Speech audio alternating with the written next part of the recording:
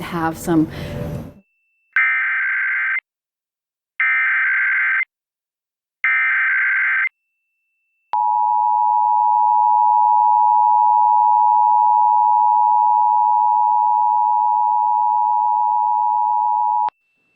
This is a test of the emergency alert system. The system is activated for Amber Alerts when children are abducted and investigators wish to enlist your help recovering these children. The National Weather Service and your local public safety officials use the emergency alert system to warn you of events that pose threats to your life, health, and property. If this had been an actual emergency, you would have been directed to www.oralert.gov for more information.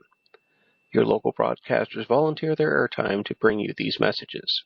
This test was originated by Oregon Emergency Management.